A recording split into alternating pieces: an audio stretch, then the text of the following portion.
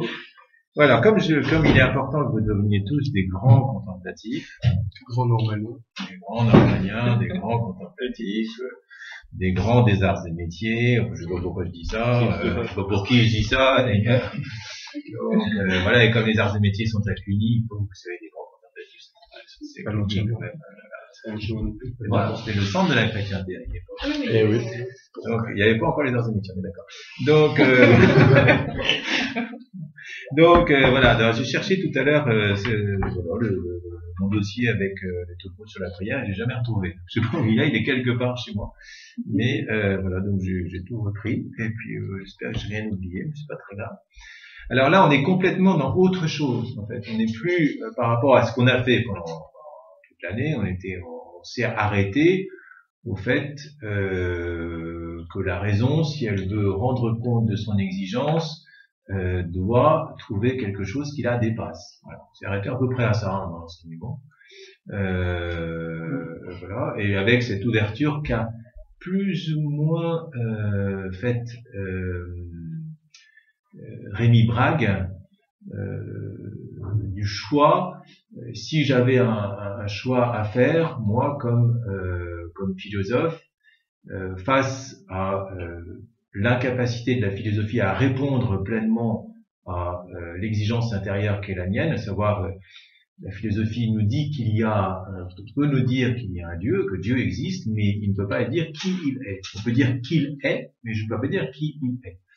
J'avais beaucoup à ce propos aimé il y a 2 ans la réflexion d'Alexandre, qui est actuellement au séminaire à Rome, et qui avait dit oui, mais moi ça ne me suffit pas du tout. C'était très spontané. Et il avait dit ça en plein enseignement. Il dit oui, mais que Dieu soit, moi je m'en fiche, je veux savoir qui il est. C'est pas satisfaisant. Donc on en est là, à peu près, avec notre pérégrination à Rome entre les deux. Et puis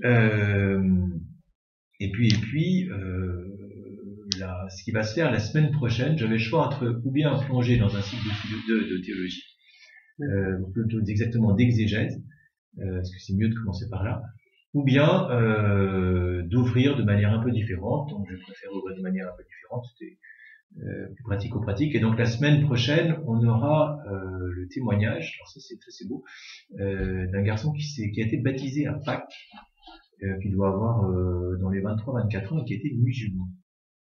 Et je l'ai rencontré l'an dernier, donc voilà, on s'est tout de suite très très bien entendu, et je lui ai proposé de venir, et il m'a dit oui bien sûr, j'arrive, voilà. Donc là c'est un peu délicat, hein, parce que c'est une famille, voilà, qui ses parents sont pas au courant, ils savent rien, hein, il faut pas qu'ils le sachent. C'est très très très délicat, hein, comme situation. Donc j'ai même pas mis son nom de famille dans la feuille, parce que maintenant en montant un village, ça peut repartir très loin. Vous êtes très proche, très loin maintenant. Donc voilà, mais il témoigne de ça, et ce qui est assez beau, c'est qu'il n'a pas passé seulement de l'islam à la foi catholique, mais il a tout cherché partout. Il est passé par le bouddhisme, machin, les trucs, il a fait tout. Donc il vous racontera ça. Donc il vient la semaine prochaine. Mais et donc là, on est un petit peu dans une autre dimension. On y rentre de plein pied sans avoir fait le cheminement qui vous y amènerait complètement. Hein. Mais ça, je le réserve pour l'an prochain. Donc de toute façon, tout sera sur la chaîne YouTube, donc vous pourrez l'an prochain le suivre. Il y aura un très bon exégète qui viendra l'an prochain, qui ne pouvait pas venir cette année, qui est vraiment très très bon. Qui était là l'année dernière? Non, il n'était pas là. Non, il n'était pas là. Et en fait, je cherche à la voir depuis un certain temps, mais il est très bon, il est très occupé. Je retrouve son nom, c'est le père Philippe Fabre. Alors, c'est extrêmement bien, il est très bon, il est vraiment dans son domaine. C'est un des bons sur le 16. Donc voilà, et lui m'a dit, si tu me préviens assez à l'avance, je viens. Je vais donc le prévenir, et donc il va venir. Ça va être très bien comme ça, parce qu'il faut rentrer ensuite de plein pied dans cette dimension-là. Pourquoi la foi chrétienne, et ensuite comment. Et ça, c'est quand même important. Donc là, on est comme si on était déjà dans un choix assumé et fait de la foi. C'est-à-dire que, comme si on était déjà l'an prochain. Une chose est de se poser la question de savoir comment répondre à une aspiration intérieure. Autre chose est de se situer devant quelqu'un qui nous dit qui il est. Là, il n'y a pas de réflexion à avoir. Je n'ai pas à me poser la question de savoir s'il est ci ou ça. C'est lui qui me dit qui il est.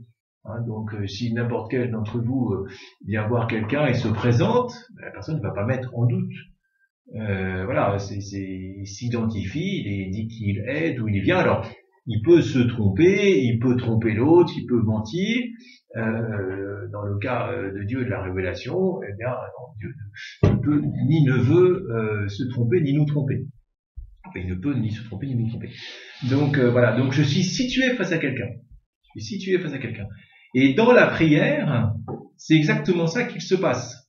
C'est-à-dire que la prière chrétienne est une prière qui est située face à quelqu'un. Je ne prie pas en pensant que peut-être quelque chose peut se faire. Non.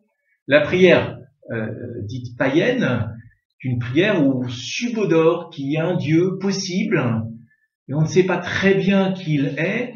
Alors on va le prier en espérant qu'il puisse le faire ou en pensant qu'il va peut-être le faire, mais on n'est pas certain. Il n'y a pas de rien ne me prouve que. Quoi. Donc on peut projeter des idées sur Dieu. Il y a aussi d'autres modes d'agir où on se dit que si on donne des choses à Dieu, alors il va nous faire quelque chose. C'est le sens du sacrifice initial, c'est qu'on allait jusqu'au sacrifice d'enfant, vous le savez. C'est pas impossible que ça se fasse d'ailleurs encore. Donc voilà, on allait jusque là, donc on sacrifie des enfants parce qu'on se disait si on sacrifie quelque chose qui nous coûte vraiment beaucoup, alors Dieu on va plier la volonté de Dieu et on va l'obliger. Non, la foi chrétienne c'est absolument pas ça. La foi chrétienne, on ne plie pas la volonté de Dieu. Donc on écoute la volonté de Dieu. Surtout on écoute qui est Dieu et on prie par rapport à celui qu'il est. D'accord ? Ça, c'est important de voir ça. Donc, c'est parfaitement objectif. Et donc, c'est un acte de foi. La prière chrétienne, c'est un acte de foi. Alors, la prière dont je vais vous parler, il y a plusieurs modes de prière. On a la prière liturgique. Alors, ça, on l'a assez régulièrement. C'est la messe? Alors, la messe, les vêpres, les laudes, voilà. Donc, c'est la prière, ce qu'on appelle la prière de l'Église. Une prière objective. Alors, là, je ne m'étends pas là-dessus. C'est une prière qui est donnée à l'Église par Dieu lui-même pour permettre à l'être humain de rentrer dans l'amour de Dieu. Et les psaumes sont très significatifs. C'est très très beau. Les psaumes, quand vous les lisez, quand vous les priez, ils partent de là où vous êtes, de là où vous en êtes, de la détresse très profonde. Dans les psaumes, il y a des paroles très dures. Prends leurs enfants et jette-les contre une muraille. Ah oui, ça exprime la colère de l'homme. Donc Dieu assume notre colère. Il assume tout ça. Et ensuite, il nous emmène, il nous emporte à travers notre colère. C'est lui qui va sanctifier ce que nous sommes à partir de ce que nous disons que nous sommes. Et ça vous voyez, toujours les psaumes finissent toujours dans une espérance. C'est très, très, très beau. Alors, je suis pas là pour parler de ça. Là, on va plutôt parler de la libre prière, la prière de louange, la prière ensuite récitative, voilà.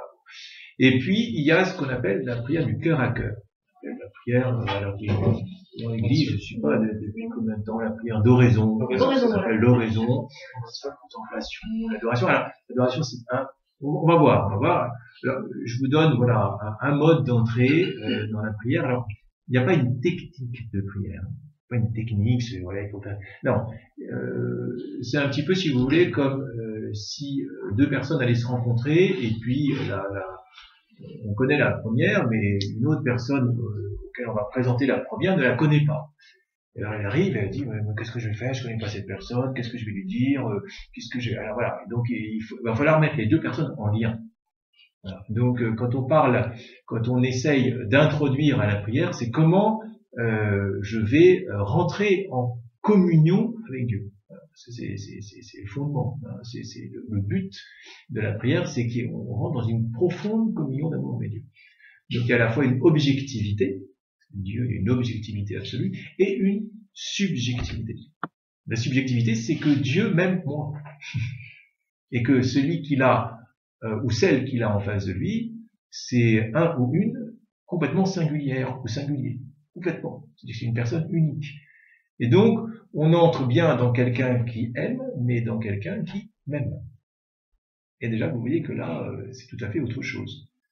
Je m'ouvre à quelqu'un qui m'aime. Est-ce que c'est moi qui m'ouvre? On va voir que peut-être que c'est pas moi qui m'ouvre, mais que c'est lui qui m'ouvre. Si vous regardez bien.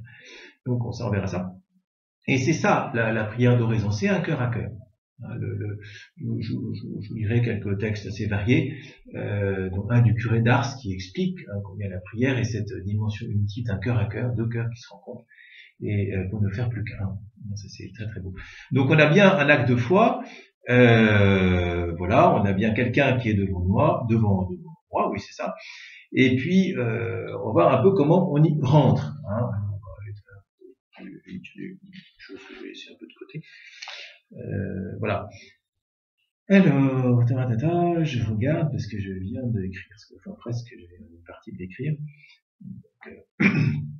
Alors, quand on décide de prier, quand on prend la décision de prier, c'est-à-dire quand on prend la décision de rentrer plus profond dans l'accueil de l'amour de Dieu qui transfigure une vie, ça on va voir comment il le fait, qui agit dans ma vie, il va falloir à ce moment-là être assez rigoureux. Ça c'est très très important. La vie chrétienne se gère comme la vie professionnelle, elle se gère de manière professionnelle. C'est très important. Il faut être professionnel dans la vie chrétienne.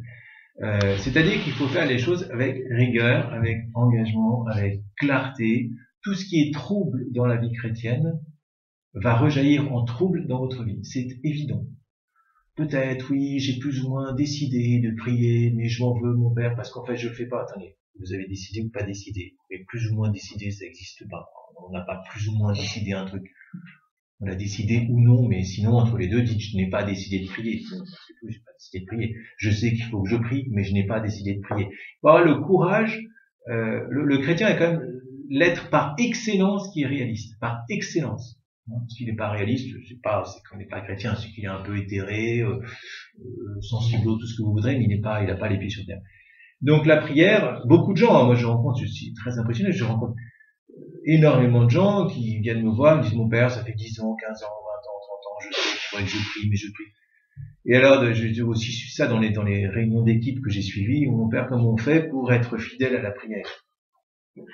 Moi j'ai une seule réponse, c'est on décide. Je voulais qu'on dise d'autres, on peut faire un nœud à son mouchoir, tout ça c'est beaucoup d'heures, mais vous êtes fidèle parce que vous avez décidé. C'est que j'ai compris que Dieu voulait transformer ma vie, j'ai donc décidé que ma vie soit transformée parce que je veux vivre plus, mieux, plus heureux, plus heureuse. Voilà, j'ai décidé. Donc la prière, c'est une décision.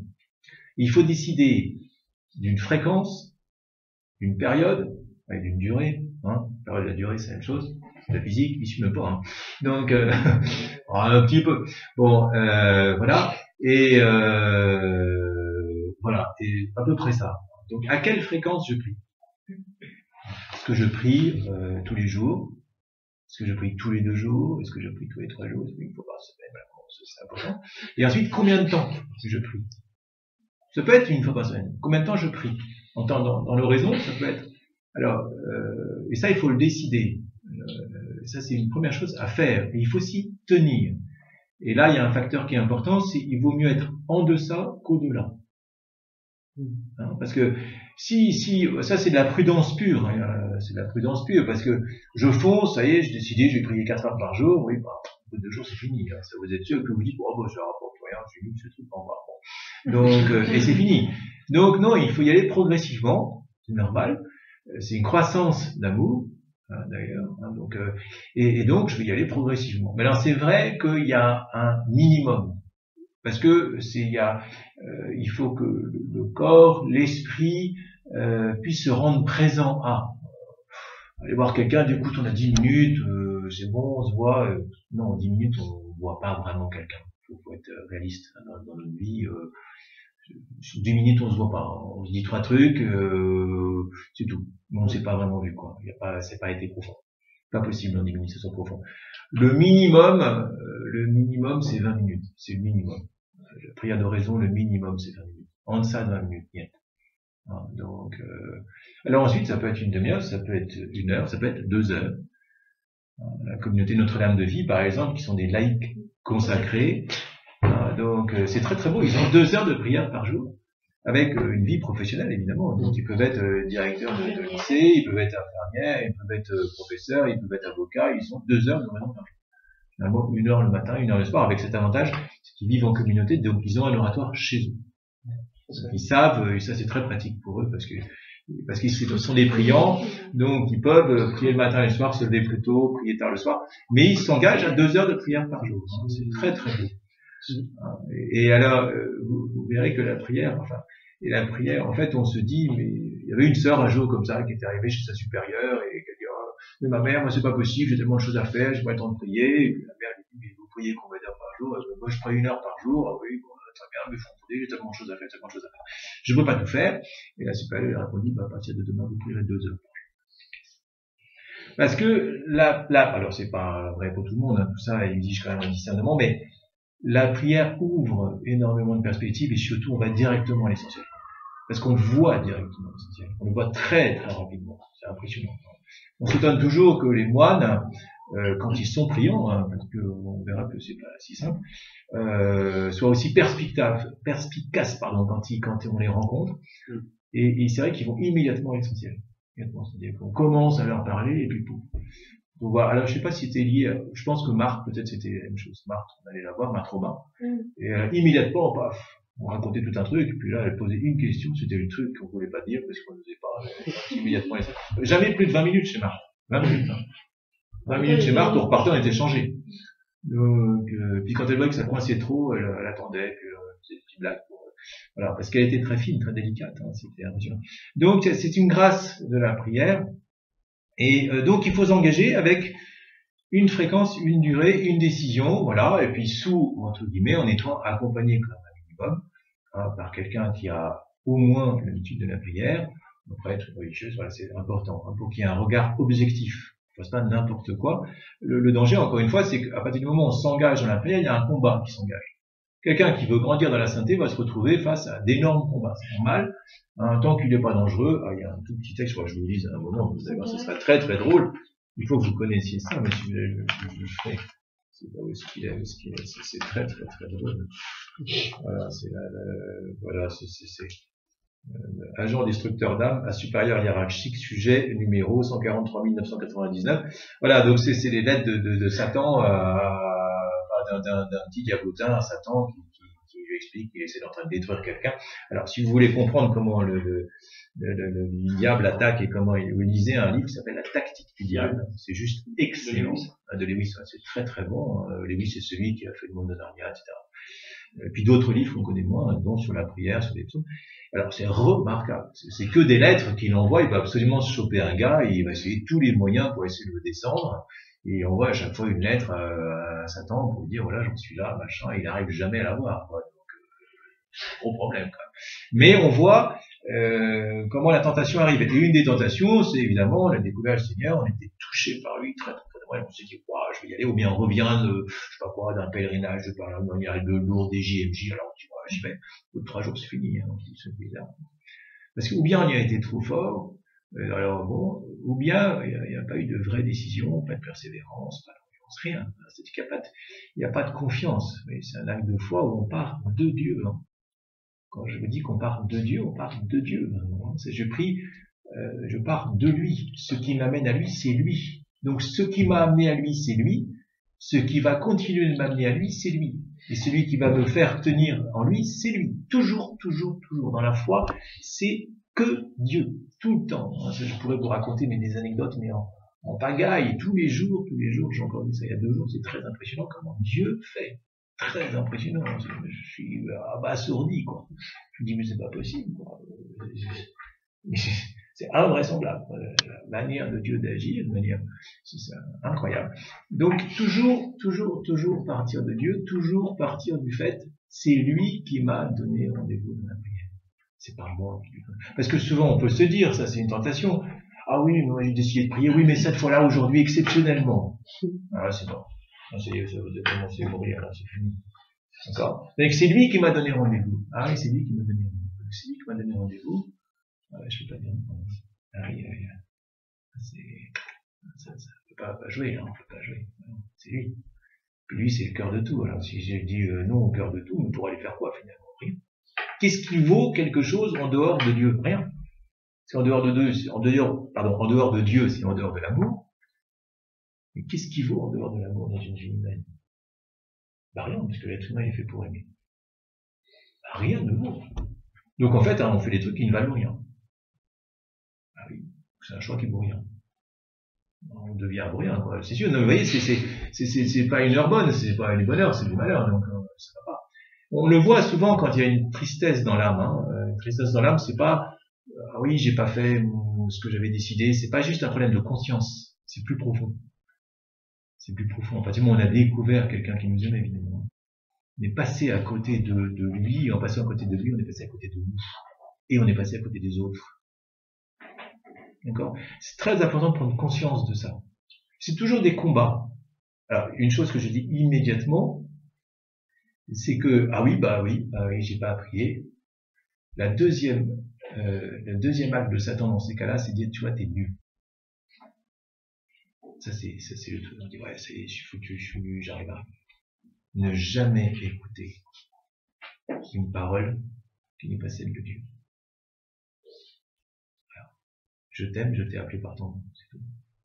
Dieu me dit ça. Ah oui. Si ton cœur te condamne, Dieu est plus grand que ton cœur. Ça, c'est absolument génial. Dans Saint Jean, une seule fois, première lettre. Si ton cœur te condamne, Dieu est plus grand que ton cœur. Ah, ça, c'est une... Et tous demandent à Dieu, parce que même cette parole, parfois, on peut douter de cette parole. Oui, mais on voit qu'elle n'atteint pas notre cœur. Et il faut dire au Seigneur, fais qu'elle atteigne mon cœur. Fais que... Pas moi qui fais ça. Seigneur, fais qu'elle atteigne mon cœur. Moi, je m'ouvre à ça. D'accord? Ça, c'est ce que j'appelle c'est pas ce que j'appelle, mais c'est ce qu'on appelle le combat extérieur dans la prière.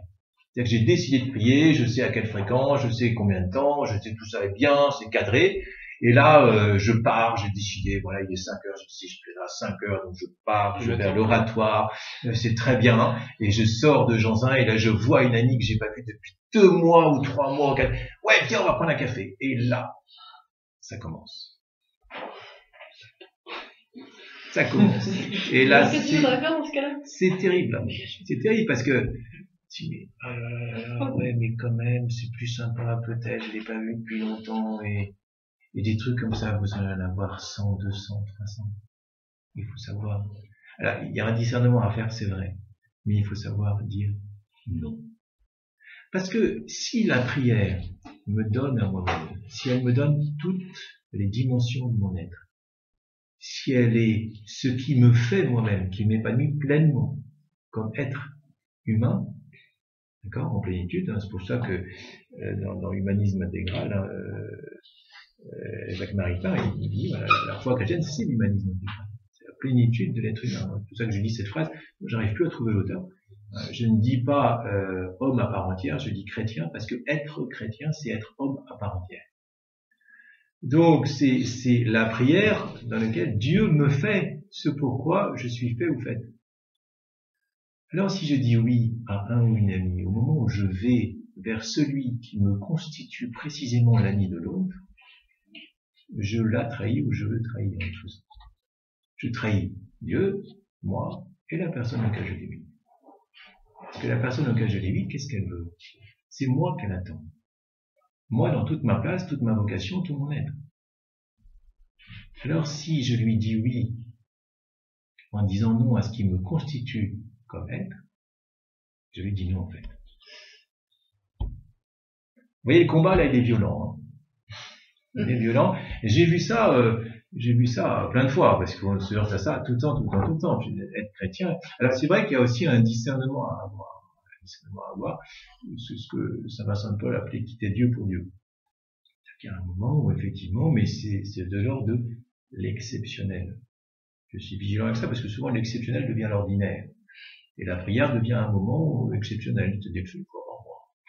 Là, on se dit, c'est bizarre, ça va pas. Oui, mais c'est sûr. J'ai décidé tous les jours, je peux décider une fois par mois. Donc, ça, il faut être très, très attentif à ça.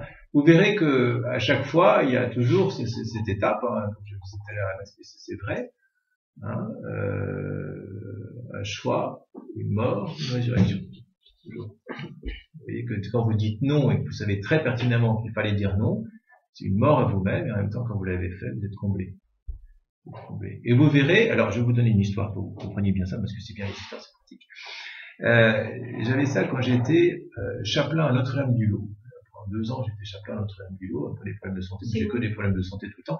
Alors c'est près de Gap, c'est juste au-dessus de Gap. Donc, et donc j'étais arrivé, il fallait absolument que je trouve un lieu où je puisse être tranquille et puis pendant 1 ou 2 ans. Et donc j'arrive là et j'étais dans la chapelle, je priais dans la chapelle et au moment où je priais, j'ai senti que ma place elle était là. Donc si je vais rester là. Donc j'ai commencé par chercher un endroit. Et évidemment, cet endroit, on m'a dit ici à Notre-Dame-du-Lot, vous ne trouverez rien, parce que tout le monde veut s'installer ici et il n'y a rien. Donc je me suis dit, mais moi si je dois être là, il y a forcément quelque chose, hein, c'est pas possible. Donc j'ai fait le tour, parce qu'il y avait beaucoup de moutons, très peu d'habitants et quelques maisons. Bon, c'est à peu près ça Notre-Dame-du-Lot, hein, c'est un lieu d'apparition. Voilà. Et donc je tourne et puis je tombe sur une maison, mais ça peut être à l'entrée du village, assez sympa, dit depuis un peu sympathique, un cerisier, 2 étages, je me suis dit, c'est pas mal, ça c'est bien, tous les volets sont fermés, donc il n'y a forcément personne. Donc évidemment, je me renseigne et j'ai dit, mais cette maison, elle est à qui? Ah, mais c'est très compliqué. Moi, je déteste quand on me dit c'est très très compliqué. Dans ces cas-là, je simplifie beaucoup les choses. Et donc, je creuse un peu le truc, et puis on me dit, oui, mais c'est compliqué, parce que c'est un héritage, et puis ça m'énervait beaucoup.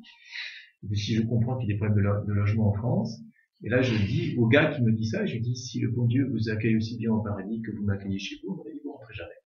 Et je le pensais vraiment, hein. Je le pensais vraiment, parce que j'ai eu beaucoup trop m'énerver. Et ça n'allait pas. Et le lendemain, j'avais un coup de téléphone de la personne, qui appartient à la maison, qui me dit, mon gars, je suis absolument désolé de l'attitude de mon neveu, cette maison est à vous, vous l'avez pour 2 ans. Enfin, terminé, c'est terminé cette affaire. Ah, c'est pas ça que je voulais vous dire. Donc je me suis retrouvé à Notre-Dame-du-Lot, comme chaplain. Et vous habitiez Et j'habitais évidemment dans cette maison, donc qui avait été entièrement refaite, voilà, que j'ai refait, parce que je payais un loyer, mais alors rien, je payais 80 € par mois. Le loyer. Bon, vraiment, c'est le prix, hein. 80 € par mois. Donc, j'ai fait des travaux, j'ai réussi à faire des travaux assez conséquents pour pas grand chose, parce que les gens étaient assez sympas. Ils me disaient, on vous fait pour rien, c'est votre toit. Donc, je refais la toiture, la cuisine, toute une salle de bain à neuf, le tout pour 2 ans de loyer. Donc, je vous laisse calculer. C'était pas beaucoup. Bon. Donc, il y avait pour 1600 € de travaux, oui, un peu plus peut-être. Donc voilà, et là j'étais chaplain, et un jour, j'étais à l'accueil, et puis il fallait que j'arrête. Et j'ai arrêté à 1h, et il y a une personne qui arrive à 1h moins 2. Comme c'est des lieux de pèlerinage, il y a beaucoup de gens qui viennent pour aller prêtres. Je sais qu'ils sont un peu déshérités en prêtre, donc ils savent qu'ils trouvent un prêtre là.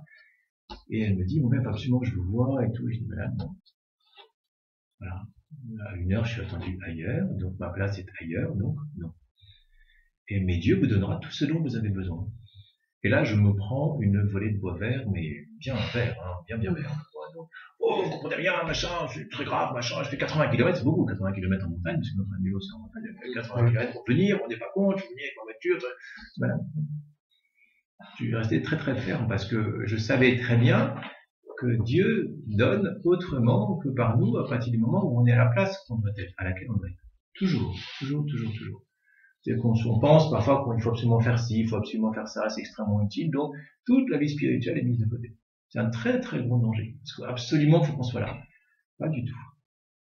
Il faut qu'on soit là où Dieu veut qu'on soit. Là, on est pleinement fécond. Là, on fait un travail énorme dans le monde. Là, on a un bras de levier qui est phénoménal parce que Dieu est le bras de levier. C'est très impressionnant. C'est là qu'on dit qu'une âme qui s'élève, elle lève le monde. Parce que c'est Dieu qui œuvre à travers cette âme. C'est très très impressionnant. On le voit enfin, vous le verrez très souvent. Regardez, ceux qui ont beaucoup œuvré étaient des grands priants. Et la fécondité de leur œuvre, ils savent très bien que c'est pas eux. Très bien que c'est pas eux, ça n'a rien à voir avec eux. Ils disent, mais j'ai rien fait, moi. Et donc, je dis à cette dame, non, mais alors là, je m'en prends, vous vous rendez pas compte, c'est tellement important, vous voyez, j'avais tout eu, quoi, tout pour vous faire céder, quoi, parce qu'elle a utilisé tous les arguments qui pouvaient exister. Je suis resté très calme. Certitude intérieure, vous voyez, d'abord, c'est dans l'ordre de l'intelligence, c'est vrai, c'est fondé, et donc, non. Au final, il est parti comme une furie. Hein. Je sais pas, je me dis qu'il n'y ait pas d'accident de voiture. Je dis, mais madame, Dieu vous donnera ce dont vous avez besoin. C'est sûr, ça, vous verrez. C'est chaud, hein, ce genre de truc généralement. Puis donc je me retrouve là où je devais être 10 minutes à pied. Après. Et donc je me retrouve là, et très bien, et puis j'ai entendu jamais parler de ça. Jusqu'à un jour où, 3 mois après, j'étais sur mon toit en train de refaire mon toit, je pouvais jeter des tuiles, donc j'étais en jean avec une échelle, en fait, et puis j'entends quelqu'un qui m'appelle en bas, et elle me dit bonjour, je cherche le père Ouman. Alors elle me tourne vers elle, je lui dis c'est moi. Alors elle me reconnaît et elle me dit vous me reconnaissez. Alors je ne veux pas avoir oublié parce que vous savez que n'oubliez pas ce genre de personne. Bon, surtout que ouais, quand même, c'était un peu c'était le dragon quand même quand elle est partie. Et en montagne c'est dangereux. Et elle me dit ah mon père, moi je suis plus quoi faire parce que j'étais en haut de mon échelle, alors vous avez envie de sauter de l'échelle en soi. Vous êtes un peu bloqué dans votre échelle, vous ne savez pas vous cacher derrière un truc en disant j'ai autre chose à faire. Voilà, qu'est-ce qu'elle va me donner. Et elle me dit je viens vous remercier. Alors vous risquez de tomber de l'échelle. C'est un truc dangereux, c'est-à-dire que faut bien vous tenir.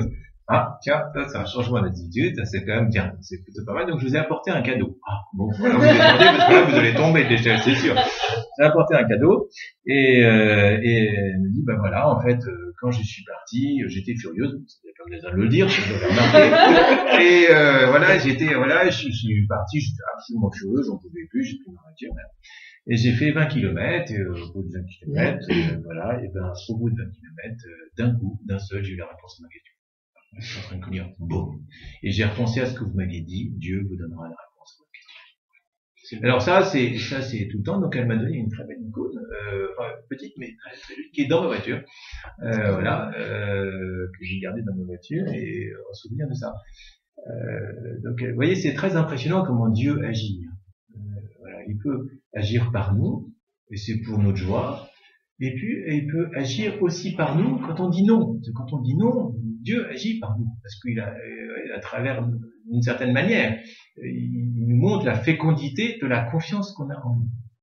Donc tout ça pour vous dire que dans la prière, voilà, on se dit, mais non, on ne pourra jamais se faire, il faut absolument que je sois là. C'est ce grand truc, le grand temps. Il faut absolument que je sois là, parce que si je suis... Non, c'est pas vrai. Il faut que je sois là où je dois être, à ma place. Non, ça c'est...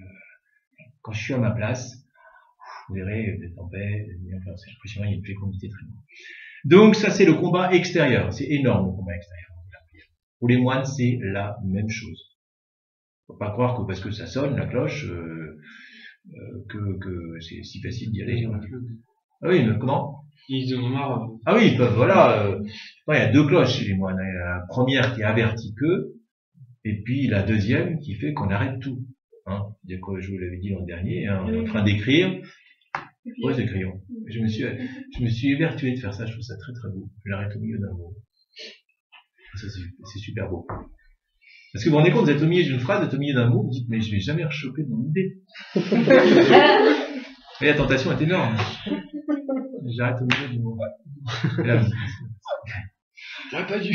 Mais c'est Dieu. Vous comprenez, c'est Dieu. C'est là qu'on se dit, mais est-ce que je crois que Dieu est Dieu? C'est un acte de foi, hein. C'est ça, parce que c'est fondé là-dessus. Si Dieu est Dieu, ce qu'il m'a donné là, il peut me donner quand il veut, il peut faire 10 fois mieux, il fait ce qu'il veut. Complètement ce qu'il veut. Très impressionnant de faire ça. Donc arrêter au milieu d'un mot, c'est prodigieux. Posez le truc, je me mets là. Parce que vous aussi, vous avez des cloches qui vous appellent. Non, mais tu as raison, c'est une vraie question. Moi, je fais la même chose, j'ai la même discipline de vie. Quand je dois aller prier, moi, je fais sonner ma montre, parce que, comme vous voyez, je suis toujours en retard. Donc, même quand je fais sonner ma montre, je fais ça. Parce que, en fait, je suis tellement plongé dans ce que je fais que je peux oublier de déjeuner, je peux oublier de dîner, je peux oublier, ça m'est arrivé. Non, mais c'est vrai, hein, ça m'est arrivé plein de fois.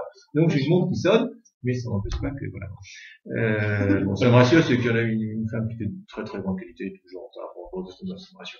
Donc, voilà. Donc, c'est important de voir ça, c'est-à-dire que je m'appuie sur Dieu. C'est Dieu qui me donne tout.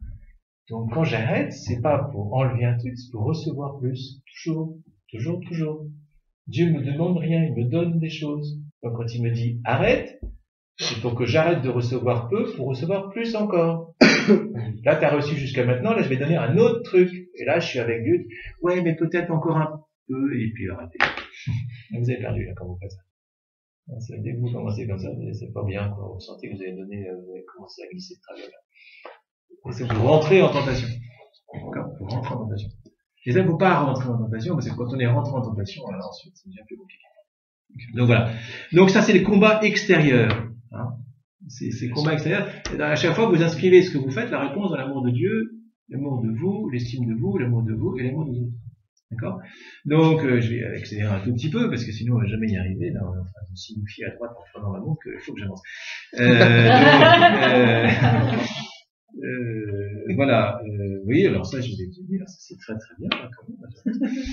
Alors ensuite, très basique, j'arrive, bon, voilà, ça y est, le combat extérieur, super, donc il dit non à la personne, j'y suis, ou bien je dis non à ce que j'ai arrêté ce que j'étais en train de faire, ou bien, il y a plein de choses, hein, les combats extérieurs, il y a 1000 raisons, hein, 1000 raisons. Très impressionnant. Hein. Pour apprendre ça, c'est très beau parce que quand vous arrêtez quelque chose, au milieu, c'est Dieu qui rentre. C'est ça qui est extraordinaire. C'est ça qui est extraordinaire. C'est Dieu qui rentre. C'est-à-dire que vous arrêtez un truc, vous étiez avec lui dans quelque chose, et là, vous êtes avec lui dans autre chose. C'est très, très, faire l'expérience de ça, c'est très impressionnant. Votre cœur est encore plus comblé, c'est l'enfant quand il obéit, il fait la même chose. Seul Barbet, il a quand même dit oui à papa et à maman, et de mettre le couvert, et en fait, il est tellement heureux de mettre le couvert qu'à la fin, il a dit qu'est-ce que je peux faire de plus. Parce qu'en fait, ce qu'il a comblé, c'était pas de mettre le couvert, c'est que tout à coup, il s'est aperçu qu'il y avait un amour immense qui s'est déployé en lui, qui est l'Esprit Saint lui-même, et donc, il était plus comblé que ce qu'il faisait avant, que par ce qu'il faisait avant. Mais pas par le fait d'avoir mis le couvert, mais par le fait d'avoir, de s'être ouvert à quelqu'un. Hein. Alors ensuite, c'est très pragmatique, il faut trouver la bonne position pour prier. On peut faire les pieds au mur, on peut faire se mettre en position allongée, ça marche pas parce que généralement 2 minutes on dort. Sauf si vous êtes malade. Sauf si vous êtes malade, pas prier allongé, c'est pas top. Sauf en prostration. Arrivé au pape, on a découvert la prostration, c'est quand vous voyez ça le vendredi saint, les prêtres sont ou les bras en croix, bien comme ça, ou bien alors on aussi, voilà. C'est très très beau comme geste, c'est vraiment un geste de donation totale, d'humilité, parce qu'on est à même le sol, hein. Donc c'est d'humilité, et tous les sens du mot, parce que l'humilité c'est humus, d'accord. Le pape François, un jour, le pape Jean-Paul II, un jour, c'était un 30, je sais pas si je vous ai pas raconté, c'était un 31 décembre, et 31 décembre, et donc le président des États-Unis l'appelle. Et donc, évidemment, le président des États-Unis appelle le pape Jean-Paul II, et on le cherche partout. Partout. Ils ont tout cherché, partout, sa chambre, les machins, et tout. Non, pas sa chambre, justement, les salons, les machins, son bureau, chapelle, machin, partout. C'est pas possible, où est-ce qu'il peut être? Et au dernier jour, parce qu'ils ont fait patienter quand même le président, et au dernier moment, ils ont toqué dans sa chambre, ils sont rentrés, et ils l'ont trouvé dans sa chambre en prière, en prostration. Il était avec le chapelet, et il priait tout ça. Il avait fait le même geste quand il a décidé de devenir prêtre, hein, parce qu'il a renoncé à pas mal de choses, il a fait exactement le même geste. C'est très très beau. C'est un don total de soi, c'est une offrande, hein, on trouve ça dans la prière, évidemment, et on sait pourquoi.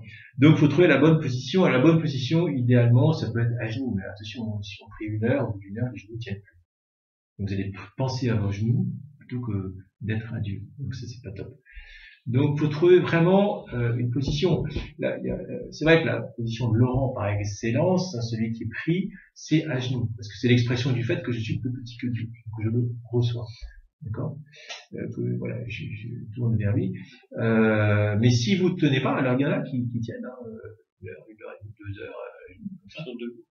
Donc, il y a le truc.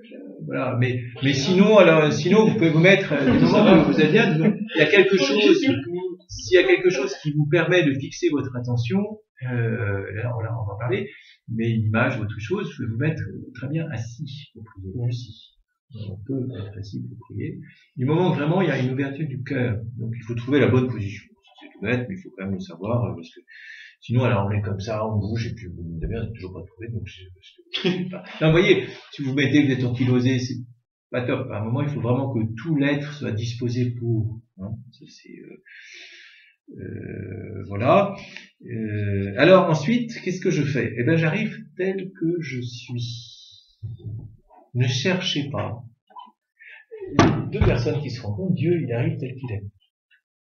Ça, c'est normal. Parce que c'est le propre de Dieu, c'est qu'il est Dieu, il arrive toujours tel qu'il est. Je trouve pas le terme, d'accord. Il peut pas changer. Incroyable. Non, c'est pas ça. Voilà, enfin bon, il arrive tel qu'il est, on va dire des choses comme ça. Dieu est tel qu'il est. Mais vous, le danger, alors ça c'est un danger, et c'est pas chrétien. Donc il faut que j'arrive par rapport à Dieu Et Dieu, il m'aime tel que je suis. Donc j'arrive tel que je suis. Je peux arriver épuisé, fatigué, très heureux, très heureuse. Je peux arriver complètement découragé. J'ai fait un acte de foi, mais en fait j'ai du mal à y croire. J'en sais rien, je peux avoir cassé mon talon de chaussure. Non mais c'est vrai, je peux m'être engueulé avec un de mes profs, je peux avoir raté un concours, je peux... voilà, il y a plein de choses. Il faut que j'arrive avec ça. J'arrive tel que je suis, donc avec ça. D'accord ? Et c'est avec ça qu'il faut que je me donne à Dieu. Donc la première chose que je fais dans la prière, c'est que je me donne à Dieu avec tout ce que j'ai. Donc je dis tout à Dieu, tout ce que vous avez sur le cœur. J'en ai marre, je crois plus en toi, t'es nul, je suis énervé, il m'est arrivé ça. Il faut savoir, il faut pas avoir peur de dire à Dieu je te déteste. C'est très important. Parce que si je ne sais pas dire à Dieu je te déteste, ça prouve que je ne crois pas qu'il m'aime. Parce que j'ai peur de le lui dire. Mais si je l'aime vraiment, je peux lui parler en vérité. C'est l'expression du fait qu'il m'aime. Je peux lui parler en vérité.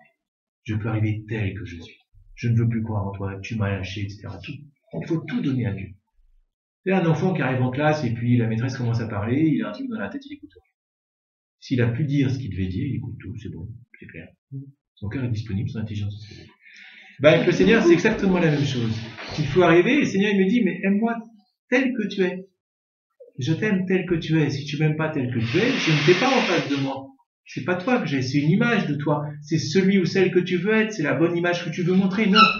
La grâce de l'amour de Dieu, c'est que je peux me montrer à Dieu tel que je suis. Je peux mettre complètement à nu devant Dieu, parce qu'il m'aime comme je suis. Il n'y a que quasiment avec Dieu, je peux tout le temps faire ça. Parce qu'il m'aime comme je suis. C'est ça qui est très beau. Et ça, il ne faut pas hésiter à le faire. Et si je ne sais pas le faire, il faut le lui demander. Tout ce que je ne sais ou je ne peux pas faire, je lui demande. Là, le curé d'Ars a une parole géniale pour ça. L'homme est un pauvre qui a besoin de tout demander à Dieu. Quand tu dis tout, c'est tout. J'ai besoin de tout. Voilà. Tout. Je demande tout. Seigneur, je ne sais pas faire ça. Je demande à Dieu. J'ai montré une prière à quelqu'un, et puis la personne lui dit comment trouver cette prière. Elle me dit oui, mais c'est très beau, mais j'arriverai jamais à le faire. Et là, j'étais hyper embêté. Je me suis dit, c'est une prière, donc c'est quelque chose qu'elle demande à Dieu. Pourquoi elle me dit qu'elle n'arrive pas à le faire? Ça, c'est une évidence. Si elle arrivait à le faire, elle ne demanderait pas à Dieu. Et là où on en est au point de vue chrétien, c'est quand même très gênant. Je vais te demander quelque chose, Seigneur, dont je pense que je dois le faire. Donc si je ne sais pas le faire, je ne peux pas te le demander.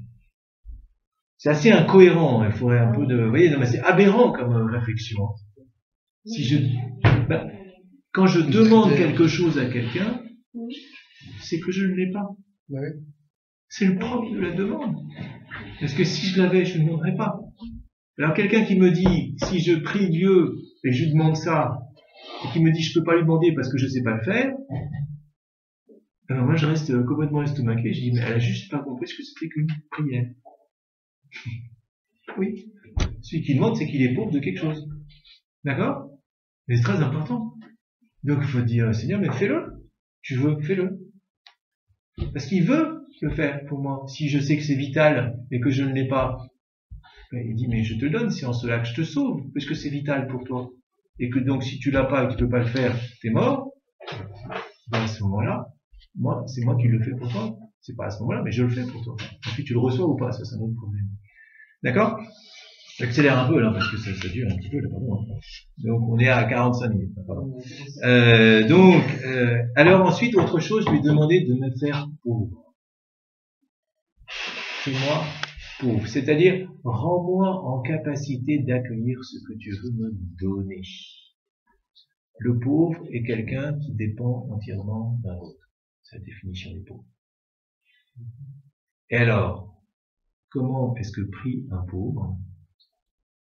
De Dieu qu'il prie, il attend tout et il n'attend rien. Il attend tout parce que Dieu peut tout et il n'attend rien parce que Dieu veut tout pour lui. Donc il fait une totale confiance. C'est pour ça qu'il attend tout et rien. Donc il est très libre. Vous voyez ce que je veux dire? D'accord? Ouais. Et c'est très important de le comprendre. C'est la gratuité totale. Seigneur, je m'abandonne complètement à toi, ça veut dire, j'attends tout, parce que tu veux tout me donner, tu peux tout, et j'attends rien, parce que tu peux tout me donner. Bon, c'est génial. Alors, je suis tranquille. Si tu me le donnes pas maintenant, je sais que tu veux me le donner. Alors, on dit, on se fonde là sur quoi là-dessus? Où est-ce que Dieu me dit ça? Une très belle phrase de l'Évangile, il y en a deux. À un moment, il parle des listes des champs, les machins, qui ont tout ce qu'il leur faut, et ça, tradien, taratata, ouais, je vous en ai déjà parlé, peut-être. Et il dit, à la suite, il dit, vous préoccupez pas de tout ça, votre Père sait ce dont vous avez besoin. Mais dans une autre version, alors je sais plus si c'est Marc, Luc, là, je confonds, hein, chaque fois je le dis, il dit, votre Père sait que vous en avez besoin. Ça, c'est une énorme nuance. Quand un enfant va voir son papa ou sa maman et lui demande quelque chose, et que son papa ou sa maman lui répond « Je sais que tu en as besoin », ça veut dire « Tu l'as déjà. » Oui, je te donnerai au moment opportun, mais je sais que tu en as besoin. Donc je le sais, c'est bon, c'est réglé, cette affaire est réglée. Et on l'a dans l'Évangile. Votre Père sait que vous en avez besoin. Donc ne vous occupez pas de ça. Et en plus, alors ensuite, j'ai été créé pour être comblé. Donc celui qui m'a créé veut me combler. Il sait, lui, ce qui me comble, quand, comment. Ça c'est vrai, parce qu'il me connaît mieux que moi-même. Et c'est là qu'on est dans une confiance profonde, encore une fois. Là, on n'est pas par rapport à l'ami auquel on a dit non, pour dire oui à Dieu, donc auquel on a dit oui, mais on est par rapport à Dieu et soi. Vous voyez, je sais que. Donc il veut me combler. Donc, puisqu'il veut me combler, moi je suis là pour être comblé en fait. Quand, comment, c'est son problème. Alors, ensuite arrivent les revendications dans la prière. On arrive avec plein de choses. Seigneur, alors là je dis plein de choses, alors on déverse de tombereaux de trucs, et c'est très important. C'est très important. Il y a des gens qui disent je prie jamais pour moi. Je dis pourquoi? Il a autre chose à faire. Merci. Vous avez une idée de Dieu assez intéressante, mais extrêmement réductrice. Alors, je ne sais pas où vous l'avez trouvé, mais c'est pas Dieu du Christ, c'est pas bizarre. Et non, il faut avoir l'humilité de demander pour soi, pour avoir l'humilité de recevoir pour soi, et avoir l'humilité de dire merci. Et ça, on n'a pas trop envie de le faire. Parce que si vraiment je demande et que vraiment je reçois, là vraiment je me rends compte de qui est Dieu. Et que Dieu est. Et là, c'est assez engageant. Alors je dis, moi je demande rien, comme ça je suis tranquille, comme ça il me donne rien, et mais je dirais qu'il m'a rien donné, mais ça c'est de sa faute, pas de la mienne, et puis comme ça au moins je suis tranquille. C'est-à-dire qu'il y a Dieu d'un côté, il y a moi de l'autre, et je dis je suis chrétien. Eh ben non, je suis pas chrétien. Vraiment non. Non, je peux pas. Donc ça c'est, alors je lui donne tout.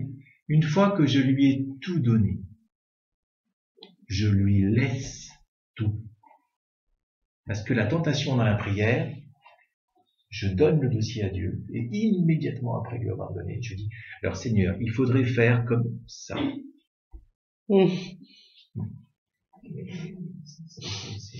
C'est qui le... Non, vous avez donné le dossier à qui? Non mais l'avocat, c'est... Non mais c'est ça le truc, parce qu'on dit, parce que c'est ça, j'arrive chez l'avocat et on dit maître, voilà, tout ça, et puis ensuite on explique à l'avocat ce qu'il doit faire. Écoutez, ou vous me faites confiance et je gère votre dossier, il n'y a pas de problème, je suis un professionnel, d'accord, je suis le meilleur sur le marché, ok, hein, ou bien vous prenez votre dossier, bon, on va pas peut-être, non, parce que je suis un peu déjà à votre attitude. Voilà. C'est une énorme tentation. L'autre tentation, c'est d'avoir immédiatement la réponse. Dieu n'est pas un distributeur automatique. Je mets 5 € et boum, non, ça marche pas comme ça. Alors, c'est pas ça. Dieu, à partir du moment où je lui confie quelque chose, comme j'arrive en haut, j'attends tout, et je n'attends rien. Vous voyez? Là, on y est. Vous voyez que c'est un acte de foi extrêmement profond, un acte d'expérience extrêmement profond, un acte de charité extrêmement profond. Vous voyez la profondeur de la prière? Ça va? Donc ça, c'est des points qui sont essentiels quand on prie. Hein. Je lui donne tout, et je lui laisse tout. Je lui laisse tout.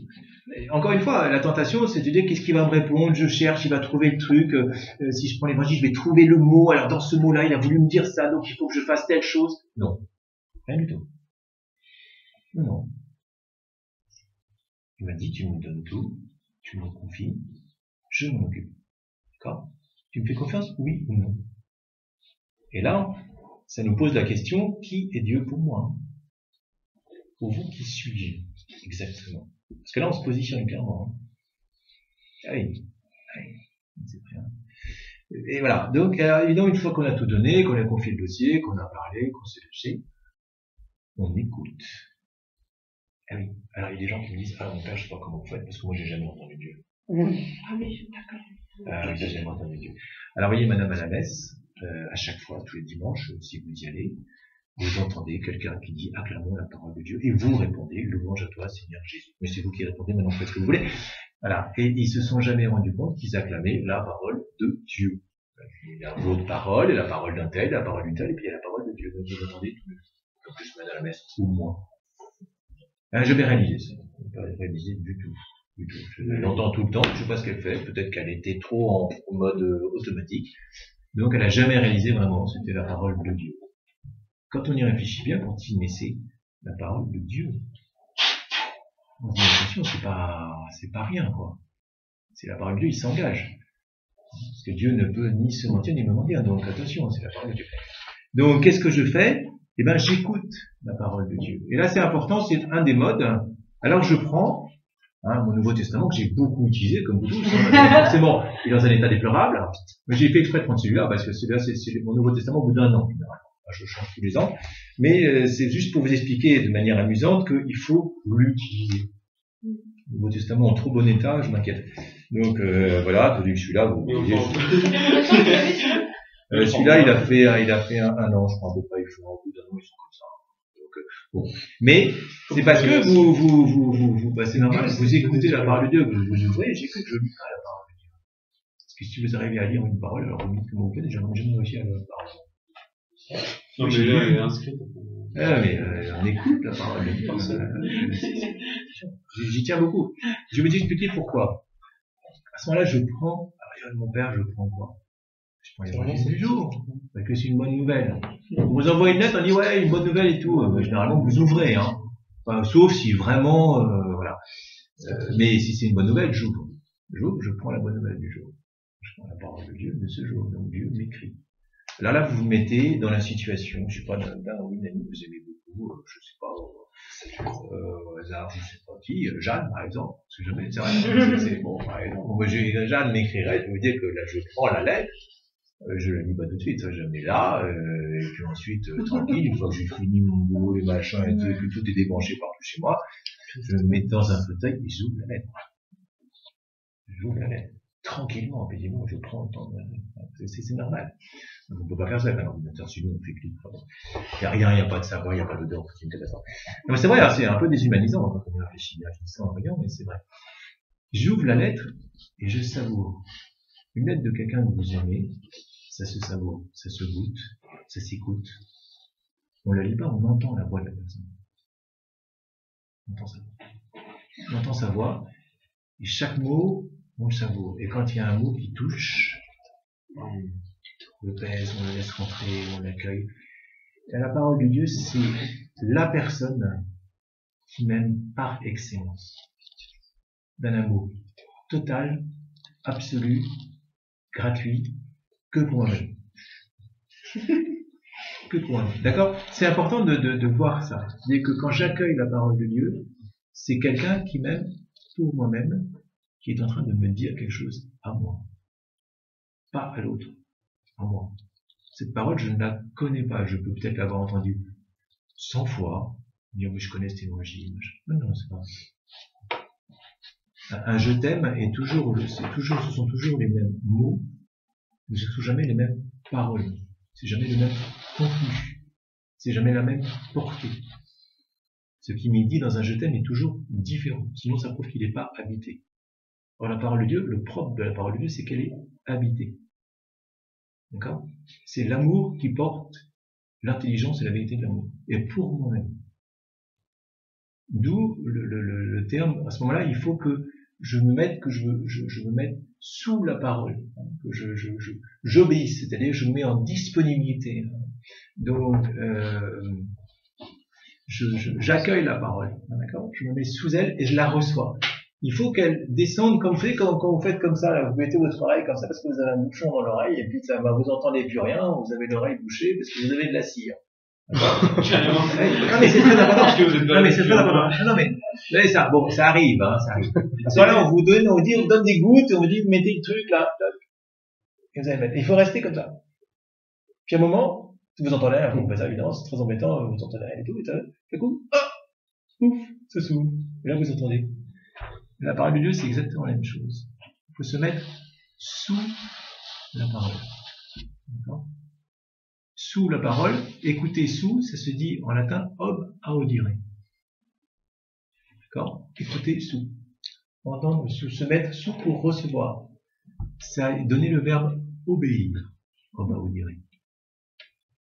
D'accord? Donc il y a une offrande totale de soi à la parole. C'est très important de dire, quand je vous dis ça, parce que je la reçois cette parole. Et je la reçois comme m'étant donnée, c'est la parole de Dieu lui-même. Donc c'est comme si j'entendais la voix même de Dieu. Je la reçois comme ça. Il y a cette parole de Dieu qui dit ma parole ne reviendra pas sans avoir fait son œuvre. Donc quand elle m'est donnée à moi, c'est pour faire son œuvre en moi. D'accord? Et je reçois cette parole. Et je vais la recevoir sans essayer. C'est pas un mauvais jeu de mots, c'est une manière pratique d'accueillir les choses. Ni de la raisonner avec ma raison, ni de la raisonner, c'est-à-dire la détourner de ce qu'elle veut me dire, mais en la laissant résonner en moi. C'est facile à retenir, hein, mais c'est très pratique. Je cherche ni à la raisonner, ni à la raisonner, mais en la laissant résonner en moi. Et à un moment, il peut y avoir une parole qui touche mon cœur, très profondément. C'est comme quand vous lisez une lettre, à un moment, il y a une parole dans la lettre qui vous touche super profondément, et là, vous allez la laisser descendre en vous. Vous la laissez descendre. Le danger, c'est que votre intelligence l'arrête, votre cœur ne veuille pas écouter, parce que vous avez peur. Parce que cette parole vous touche très profondément. Vous la laissez descendre jusqu'au fond de vous-même. Et vous allez la laisser faire son œuvre en vous. Et vous savez ce qui va se passer? Il se passe que Dieu éclaire votre cœur avec cette parole. Il l'éclaire, il l'habite, il l'illumine, il le transforme. Et au fur et à mesure que vous allez laisser Dieu faire, vous allez réaliser qui est Dieu et surtout, qui vous êtes pour Dieu. Qui vous êtes pour Dieu. Car il va dans cette parole, dans votre cœur, éclairer par cette parole et votre cœur et votre intelligence et vous révéler la place que vous avez dans son cœur en entrant dans votre cœur. Et cette œuvre va se faire au fur et à mesure que vous laissez cette parole aller plus profond de votre cœur, au plus profond de votre cœur. Et il va y avoir à ce moment-là une entrée dans la perspective de Dieu. Vous allez rentrer dans la perspective de Dieu. Vous pouvez très bien arriver avec un fardeau très très lourd. Il peut le faire à ce moment-là, à d'autres moments. Et vous vous dites, c'est pas possible, c'est complètement contraire. C'est pas logique, c'est contradictoire avec ma vie, mon bonheur. Et tout à coup, vous avez donné ça à Dieu, vous le lui avez laissé, vous avez écouté sa parole, et tout à coup, Dieu vous met dans sa perspective. Et vous vous rendez compte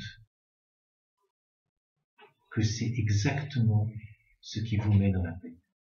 Ce qui est arrivé est pleinement conforme à votre vie, votre bonheur.